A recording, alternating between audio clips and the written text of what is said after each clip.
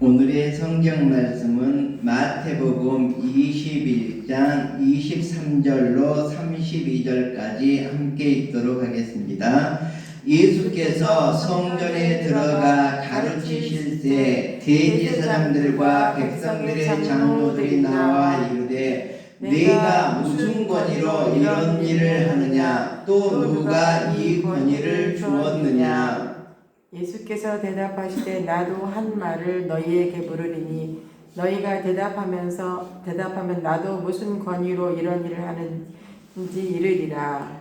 요한의 세례가 어디로부터 왔느냐? 하늘로부터냐? 사람으로부터냐? 그들이 서로 의논하여 이르되 만일 하늘로부터라 하면 어찌하여 그를 믿지 아니하였느냐 할 것이요. 만일 사람으로부터라 하면 모든 사람이 요한을 선지자로 여기니 백성이 무섭다 하여 예수께 대답하여 이르되 우리가 알지 못하노라 하니 예수께서 이르시되 나도 무슨 권위로 이런 일을 하는지 너희에게 이르지 아니하리라. 그러나 너희 생각에는 어떠하냐?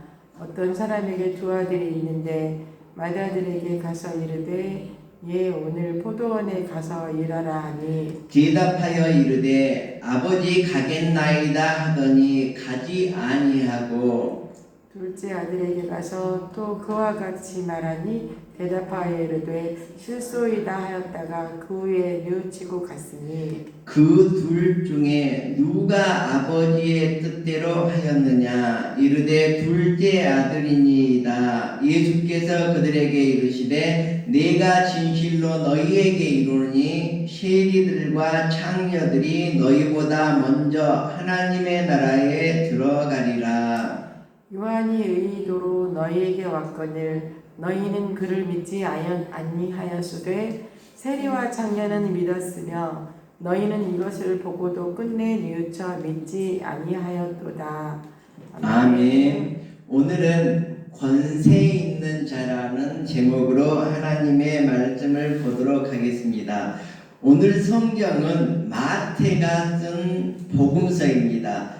자, 마태라는 사람은 예수님의 제자 중에 가장 첫 번째 나오는 제자라고 볼 수가 있습니다. 이 제자가 쓴 복음서입니다. 복음이라는 것은 복복자에다가 소리음자죠. 그래서 복된 소리, 굿 뉴스를 말하는 것이죠. 그래서 마태는 이 복된 소리, 마태복음을 무슨 일 때문에 이렇게 기록하였을까? 사실 예수님은 이 땅에 오셔서 책 하나 남기지 않았습니다. 그러함에도 불구하고 그의 제자들이, 예수의 제자들이 예수님의 행적이라든지 예수님의 하나님됨을 책으로 모두 서술을 하셨는데 그 책들이 모두가 일치한다는 것이죠. 굉장히 우리들이 생각할 때 예수는 신화일 것이다, 아니면 가짜일 것이다, 죽지 않았을 것이다, 살아있었는데 그것을 부활했다고 거짓말했을 것이다, 이런 많은 얘기들을 하지 않습니까?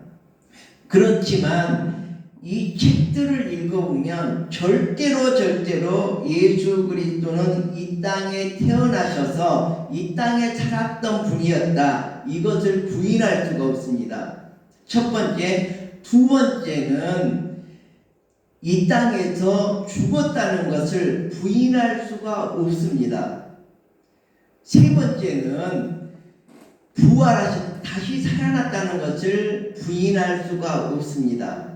그리고 네 번째는 하늘로 올라가셨다는 것을 부인할 수가 없습니다.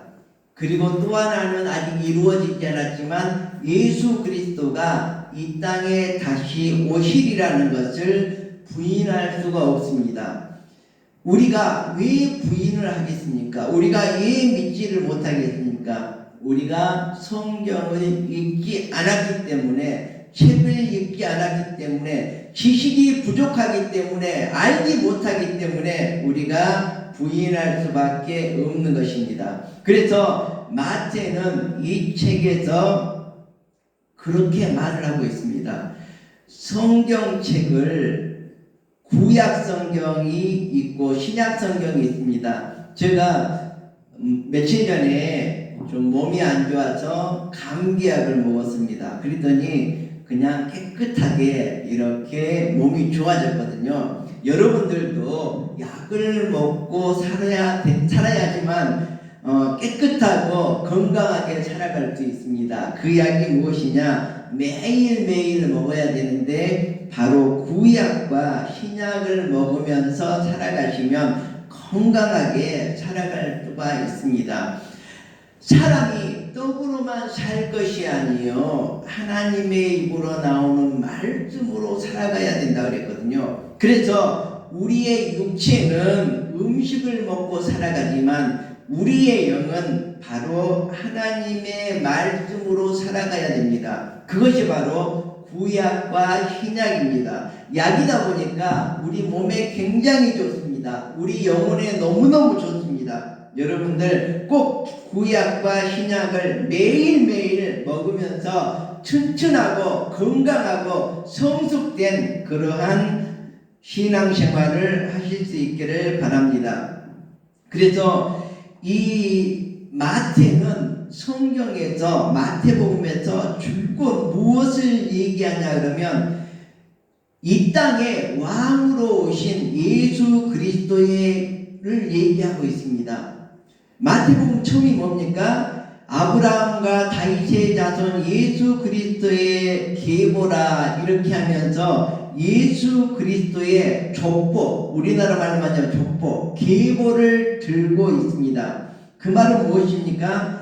바로 마태가 기록한 이 마태복음은 예수 그리스도에 대한 이야기라는 것이죠. 그리고 무엇보다도 구약에 예언됐던 것이 신약에 와서 모두 이루어지고 있다는 이 이야기를 하고 있는 것입니다.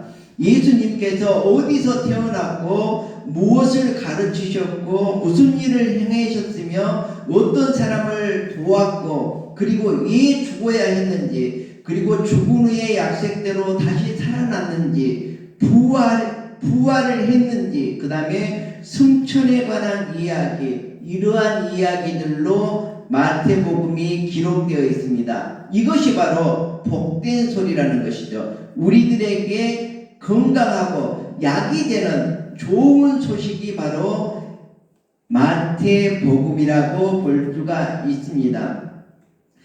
특별히 이 책은 조금 전에 말씀드렸듯이 예수 그리스도에 대해서 이 땅의 구원자에 대해서 예언된 구약의 많은 것들이 신약의 예수 그리스도의 시대에서 이루어지고 있다는 것을 말하고 있습니다.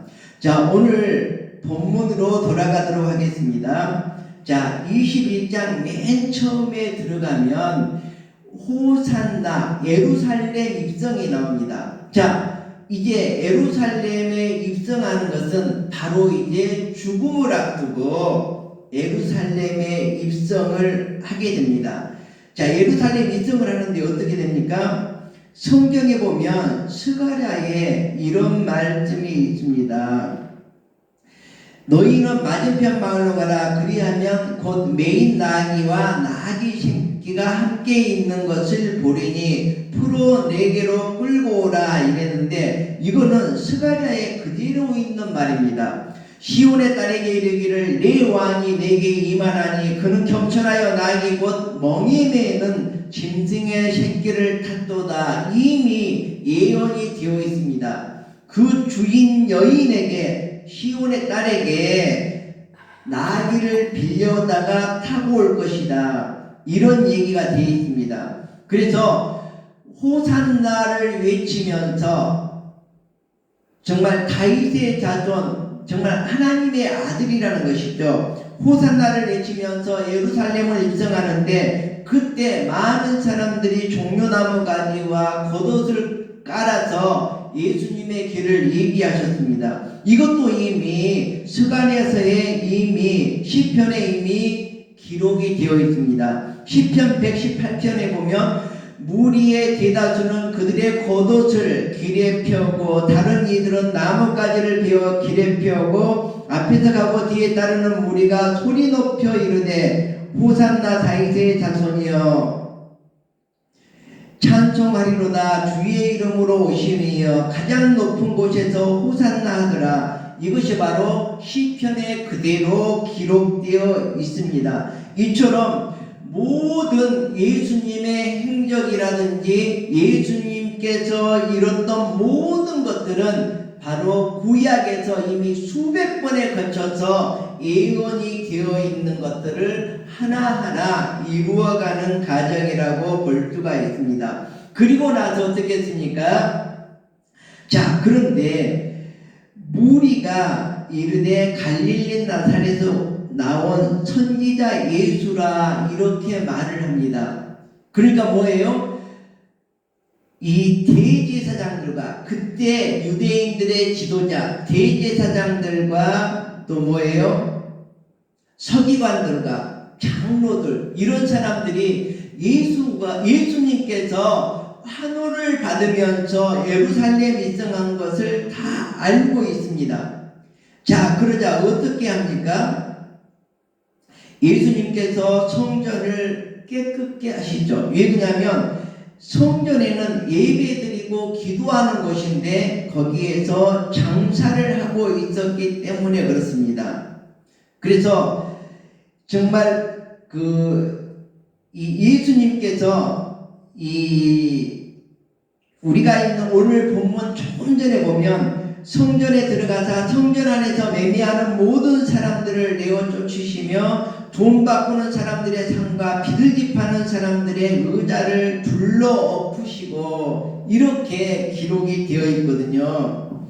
자, 그런데 자, 이러한 광경을 보고 어떤 현상이 나타납니까? 자, 이 예수님께서 자, 많은 병자들을 고쳐주시고 가르치시고 이런 것들이 장로들과 서기관들과 대지상자들은 어떻습니까? 보기에 매우 심기가 불편했습니다. 제가 그 대목을 찾으려고 하는데 잘 안 찾아집니다. 네, 그래서 이 대제사장들이나 서기관들, 장로들이 정말로 예수님이 환호를 받고 권위 있게 가르치시고 병자를 고치시고 정말 이런 것들이 심기가 불편했습니다. 왜 그렇습니까? 바로 백성들을 가르치고 예배를 인도하고 이런 사람들은 누굽니까? 바로 자기들인 거죠. 대제사장이 해야 될 일, 장로들이 해야 될 일, 서기관들이 해야 될 일인데 자격이 없는 예수님께서 무자격자인 예수님께서 정말 고쳐주고 가르치고 예배드리고 하나님의 말씀을 전하고 그러니까 어떻게 해요? 자기들이 권위가 있고 자기들이 자격이 된다는 것이죠. 그래서 어떻게 합니까? 예수님의 그런 가르침을 예수님의 병고침을 막을 방법을 찾고 있었던 것이죠. 명분을 찾고 있었던 것입니다. 다시 말하자면 조금 후에 예수 그리스도는 죽임을 당하시게 되죠. 죽일 조건을 찾고 있었던 것입니다. 그리고 예수 그리스도의 입을 막아버리려는 그렇잖아요. 자기들의 권위에 도전하고 자기의 권위들을 짓밟아버리는 예수님의 입을 막아버리려는 이런 속셈이 있었습니다. 자, 오늘 본문을 보도록 하겠습니다. 21장 23절을 한번 읽어보도록 하겠습니다. 예수께서 성전에 들어가 가르치실 때 대제사장들과 백성들의 장로들이 나와 이르되 내가 무슨 권위로 이런 일을 하느냐 또 누가 이 권위를 주었느냐 이렇게 물어보는 건 어떻게 하는 거예요? 이렇게 대답을 해도 그쵸 올무를 걸고 저렇게 대답을 해도 올무를 걸 수밖에 없는 그러한 상황이거든요. 꼬투리를 잡으려고 물어보는 거는 뭐예요? 무슨 대답을 하더라도 다 꼬투리를 잡히게 되죠. 우리 정치인들이라든지 하여튼 요즘의 세대를 봐도 똑같은 이런 질문들이 난무하는 것을 볼 수가 있습니다. 자, 그런데 예수님께서는 정말 지혜로웠던 이런 부분들을 많이 느끼게 됩니다. 자, 예수께서 대답하시되 나도 한 말을 너희에게 물으리니 너희가 대답하면 나도 무슨 권위로 이런 일을 하는지 이르리라. 이렇게 말을 하면서 요한의 세례가 어디로부터 왔느냐? 하늘로부터냐? 사람으로부터냐? 이렇게 물어보거든요. 자, 그런데 이 둘 중에 대답을 못하죠. 서로 의논하기를 뭐예요? 요한의 세례가 하늘로부터냐 하면 왜 그를 믿지 않는 것이냐, 왜 그를 핍박하는 것이냐, 이렇게 따질 것이고, 그 다음에 사람으로부터다 하면 뭐예요? 많은 사람들이 세례 요한을 선지자로 믿고 있는데 그 사람들 백성이 무서워서 함부로 이런 말을 못하게 된다는 것이죠. 그래서 어떻게 대답을 합니까? 우리가 알지 못하노라. 이렇게 27절에서 얘기를 하고 있습니다. 그러면서 예수님께서 또 얘기를 하시죠. 너희 생전에는 어떠하냐? 어떤 사람이 두 아들이 있었는데 큰아들에게 가서 포도원에 가서 일을 해라 하니까 네 하겠습니다 하고 가지 않고 땡땡이 치고 놀았어요. 근데 둘째 아들은 포도원에 가서 일하라 그랬더니 싫어요, 가지 않겠어요, 이렇게 하고 뉘우치고 가서 일을 했다고 하는 내용이 나옵니다. 그 둘 중에 누가 아버지의 뜻에 맞는 사람이냐 이렇게 얘기를 했었죠. 그러자 그들이 둘째 아들이라고 말을 했죠. 근데 이 말은 뭐예요? 예수님께서 비유로 하신 말씀이시죠. 첫째 아들은 자기들이 대제사장이고 장로고 서기관들로서 나는 하나님을 믿노라, 나는 하나님을 따르노라 계속 이렇게 하면서 하나님을 거역하게 되는 것이죠. 결국은 뭡니까? 예수 그리스도를 십자가에 못 박는 일에 앞장섰던, 하나님의 뜻을 거역하게 되는 일에 앞장을 섰던 사람들이 되죠. 그 사람들이 바로 당신들입니다. 이 뜻이거든요. 그런데 대제사장들과 서기관들은 뭐라고 대답합니까? 둘째 아들이다 이렇게 얘기를 하거든요. 그래서 예수님께서는 뭐라고 합니까? 맞다, 내가 진실로 너희에게 이르노니 세리들과 창녀들이 너희보다 먼저 하나님의 나라에 들어가리라 이렇게 비유를 하고 있습니다. 저는 예수님께서는 정말로 이 세상에 지혜로운 사람보다도 더욱더 지혜로운 분이셨던 거거든요. 그래서 예수님을 올무에 걸리려고, 넘어지게 하려고, 꼬투리를 잡으려고 많은 질문을 했을 때 모두가 예수님은 현명하게 대답을 했습니다. 그 상황에 맞도록 적절하게 대답을 했습니다. 여러분들이 잘 알고 있는 가늠하다 잡힌 여인이 데리고 왔습니다. 왜 끌고 왔습니까? 예수님을 꼬투리를 잡으려고, 예수님께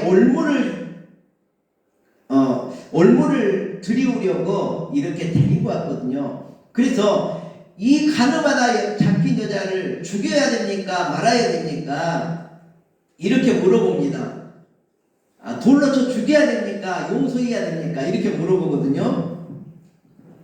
자, 그런데 성경에는 뭐라고 나와 있어요? 모세오경에는 돌로 쳐 죽여라 이렇게 돼 있는데 돌로 쳐 죽입니까? 용서를 해줍니까? 근데 뭐예요? 예수님의 가르침은 뭐였습니까? 누구든지 용납하고 용서해 주어라 이 가르침이었지 않습니까? 그러니까 돌로 쳐 죽여라 그러면 당신은 지금껏 많은 백성들에게, 많은 사람들에게 용서하고 사랑을 실천하라고 가르쳐 놓고는 돌로 쳐 죽이라는 것이 말이나 되느냐? 당신의 가르침은 잘못된 것이었어. 이렇게 얘기를 할 거죠. 그리고 용서를 하라 그러면 뭐예요? 성경에 분명히 돌로 쳐 죽이라고 했는데 당신은 성경을 거역하고 있어. 성경을 거스르고 있어. 당신의 가르침은 잘못된 것이요. 이렇게 얘기를 할 것이지 않습니까? 그런데 거기에서도 적절한 조치를 취하는 것이죠. 적절한 대답을 하게 됩니다. 그리고 또 와서 묻죠. 세금을, 가이사에게 세금을 바쳐야 됩니까? 말아야 됩니까? 근데 이러한 것들이 시기적절하게 각자 다른 방법으로 대답을 하는데 정말 우리가 생각할 때 멋진 대답으로서 통쾌하게 승리를 거뒀던 그러한 내용이었습니다. 자, 우리들이 이 세상을 살아가는 데 있어서 정말 여러 가지 일들이 있습니다. 권위에 도전하는 일들이 있습니다. 이제 내일이면 어버이날이죠. 자, 그런데 우리들이 이렇게 부모님의 권위에 도전하는 경우도 많이 볼 수가 있거든요. 아버지하고 어머니하고 맨날 싸움을 합니다. 3대가 같이 사는 가족이었는데 늙은 홀어머니를 모시고 사는 그런 가정이었다고 합니다. 그래서 저 노인네 지저분해서 못 살겠어. 정말 창피해서 못 살겠어. 자, 이렇게 맨날 부모님이 싸움박질을 해야 되는데 이 초등학교 5학년 아들이 있었습니다. 자, 그런데 이 부모님은 자기의 어머니를 5병짜리 반지하 쇠빵을 얻어서 그곳으로 내보내기로 했습니다. 드디어 이사를 가는 날, 자, 이삿짐을 챙기는데 초등학교 5학년 아들이 메모를 하고 있습니다. 종이에 연필로 적고 있는 것입니다. 혼옷장 1개, 헌밥통 1개, 헌담요 1개, 헌전기장판 1개. 어머니가 너 뭘 그렇게 적고 있니? 그랬더니 5학년 아들이 하는 말이 나중에 엄마 늙으면 제가 챙겨드릴 품목을 적어놓고 있습니다. 적고 있습니다. 이렇게 얘기를 했습니다. 자, 제가 지난주에도 공자가 3살배기 아이한테 거울 삼아서 배움을 얻었다 이런 얘기를 한 적이 있는데 어린아이는 어른들의 거울입니다. 그 부모의 그 아들 그 딸일 수밖에 없습니다. 우리가 이 설교를 듣고 있는 우리 분들 중에서는 어린이집 관련자가 많은데 어린이집을 관리하는 데 있어서 아이들을 보육하고 교육하는 데 있어서도 그 선생님의 그 아이들이거든요. 선생님이 그 아이들을 칭찬하고 그 아이들을 지켜주고 자랑하면 바로 그 선생님이 그 자랑이 되는 것입니다. 그렇지만 어떤 선생님은 저 아이 좀 없었으면 좋겠어. 저 아이가 왜 그러는지 모르겠어. 저 아이 좀 그런데 바로 그 아이가 아니라 그 선생님이 문제인 거죠. 바로 어른을 비추는 거울이 바로 아이들이기 때문에 그렇습니다. 자, 우리가 정말 신앙생활을 바르게 하고 본을 보이면서 이 세상을 살아가야 될 것입니다. 여러분, 러시아가 망하는 최후의 날을 혹시 알고 있습니까? 러시아는 있잖아요. 도스토옙스키라든지 톨스토이 같은 대문호, 정말 이들의 작품을 한번 읽어보십시오. 톨스토이 단편선을 한번 읽어보십시오. 정말 기독교의 묘미를 느낄 수 있는, 어떻게 이런 생각을 해서 이런 소설을 적었을까 할 정도로 감동이 오거든요. 자, 그런 톨스토이가 살았던 그 나라, 러시아입니다. 자, 우리가 밥을 먹을 때 밥그릇 하나에도 아니면 숟가락 하나에도 십자가를 표기하고 기독교 문구를 집어넣고 그 나라가 바로 러시아였습니다. 그런데 그 나라가 타락을 하게 되니까 어떻게 됩니까? 코카사스 기병대가 모스크바로 진군을 해오고 있는데 사제들, 그러니까 지구로 말하자면 목사, 신부님들이 뭐하고 있었습니까? 이 가운의 색깔을 뭘로 해야 되는지 여기 하는 거 있잖아요. 우리 학교에서도 정말 이 박사 가운의 색깔을 어떻게 해야 되는지, 이번에는 이렇게 한다 그랬다, 저번에는 저렇게 한다 그랬다, 또 다른 일에 이렇게 한다 그랬다. 그래서 저는 그냥 마음대로 하세요, 마음대로. 그것이 무엇이 중요합니까? 박사 학위가 중요한 것이지, 색깔이 조금 안 맞다고 하더라도, 색깔이 맞다니까 이렇게 한 건데, 또 틀리다고 자기는 이렇게 하고, 또 틀리다고 이렇게 하고, 계속해서, 그냥 그렇게 하라고 했습니다. 그랬더니 아무 말이 없는데, 그때 당시에 러시아도 이런 것 가지고 축도할 때 손을 이렇게 한 것인지, 손가락을 펴고 할 것인지, 머무리고 할 것인지, 주먹을 쥐고 할 것인지, 이런 것 가지고 다투고 그냥 시기하고 비난하고 서로 내가 옳다고 이렇게 싸우고 있었습니다. 자, 그런데 코카사스의 기병대가 다가오자 결국은 모두가 전쟁을 피해서 피난길에 오르는데, 자기들이 모아두었던 금은과를 가득 마차에 싣고 도망을 갑니다. 자, 그런데 얼마나 러시아가 겨울에 춥습니까? 영하 30도, 40도 내려가는 그 추위에서, 강추위에서 모두가 얼어 죽어가고 있습니다. 100만 명이 넘는 사람이 피난을 가면서 얼어 죽고 있고 굶어서 죽어갑니다.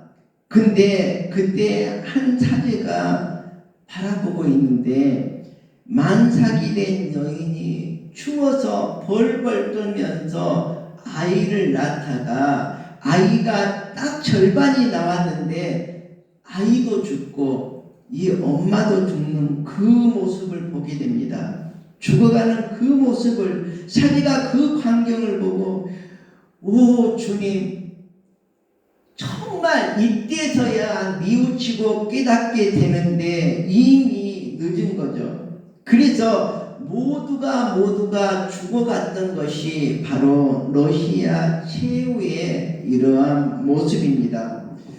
우리나라도 지금 하나님을 잘 섬기고 열심히 일하고 정말 풍부하고 이렇다고 자랑하고, 서로 가운은 무슨 색깔로 해야 될지, 무엇은 뭘로 해야 될지 아웅다웅 정말 서로 손가락질하고 시기하고 질투하고 싸우고 맨날 이러는데, 이러고 있는 당파 싸움을 하고 있는 사이에 러시아의 마지막 날 같은 그러한 모습이 우리에게 다가올 수도 있습니다. 우리가 정말 구약과 신약 성경을 읽고 기도하고 찬양하고 하나님을 바르게 섬길 때에 우리가 정말 바른 나라가 될 것입니다. 제가 언젠가 얘기했을 것입니다. 지금으로부터 93년 전에 미국에는 93년 일제시대 중반입니다. 뉴욕에 102층짜리 엠파이어 빌딩이 있었습니다. 여러분 한번 생각을 해보십시오. 그리고 그때 당시 뉴욕 땅속으로 지하철이 달리고 있었습니다. 그런 시대에 우리는 일제시대에 처참한 그런 생활을 할 수밖에 없었던 게 무엇 때문입니까? 자, 그런데 그때 당시에는 뭡니까? 당파 싸움에 정말 시기하고 질투하고 노비를 부려먹고 머슴을 부려먹고 정말 쌍놈을 이리 가라 저리 가라 이래라 저래라 정말 쥐어짜고 그러한 시대가 바로 그때의 우리의 시대였습니다. 자, 그런데 이 나라에 복음이 들어오게 되었습니다. 복된 소리가 들리기 시작했습니다. 굿뉴스를 전해주는 사람이었습니다. 그때 언더우드 선교사가 쓴 글을 제가 잠깐 한번 읽어보도록 하겠습니다. 조선이라는 나라에 왔습니다. 이곳에서는 미래가 보이지 않습니다. 까마득하기만 합니다. 메마르고 가난한 땅, 나무 한 그루 없는 땅, 고집스럽게 얼룩진 사람들, 가난에 쪼들린 조선인들 뿐입니다. 화부터 납니다. 관한과 시기, 억압과 투쟁, 분파와 분당으로 이 어둠의 땅, 이 두려움의 땅을 어떻게 하라는 겁니까? 이렇게 언더우드 선교사는 우리나라 땅에 와서 우리나라 조선 땅을 그렇게 글로 적어두었습니다. 정말 이러한 땅에 복음이 들어오니까 어떻게 되었습니까? 이제는 정말 살 만큼 살게 되었고 풍요를 누리고 살게 되었습니다. 이럴 때 조심해야 됩니다. 한순간에 러시아의 최후의 날이 우리에게 다가올 수도 있다는 것을 잊지 마시기 바랍니다. 예수님의 권위에, 하나님의 권위에 우리가 도전하고 하나님을 무시하고 하나님을 저버리고 하나님과의 관계를 끊어버리게 되면 우리도 러시아 최후의 날, 정말 언더우드 선교사가 이 땅에 와서 느꼈던 그 비참함으로 다시 데려갈 수밖에 없는 것입니다. 우리가 우리의 부모님이 늙었다고 옛날 나를 길러주신 그 은혜를 잃어버리고 고려장을 시행을 한다면 그 아들이 볼펜으로 적고 있을 것입니다. 너가 늙을 때 너도 당해봐라. 자, 이 시간 우리들이 정말 하나님의 나라를 사모하면서, 자, 하나님의 나라는 죄를 뉘우친 죄인들이 들어가는 곳입니다. 죄인이 아니고 좋은 일을 하고 하나님을 잘 섬기고 하늘나라에 들어간다면 얼마나 좋겠습니까? 그렇지만 우리가 죄를 지었다고 하더라도 회개하면 정말 죄를 짓지 않았다고 목을 곳곳이 세우고 멋지게 이 세상을 살아가는 그 사람들보다 더 먼저 천국에 들어간다고 했습니다. 우리가 회개에 합당한 열매를 맺을 때 천국은 우리 것이 되리라고 확신합니다. 여러분들도 정말 내가 잘나서 내가 멋대로 이 세상을 살아가는 것이 아니라 내가 부족하더라도 내가 죄인이라고 하더라도 내가 정말 미흡한 부분이 많다고 하더라도 하나님을 의지하고 나의 죄를 고백하고 나를 정말 주님 앞에 맡기고 또 하나님을 내 마음속에 모시고 예수 그리스도를 내 왕자에 모신다면 나는 정말 천국에 들어갈 수 있으리라고 확신을 합니다. 다 함께 기도하도록 하겠습니다.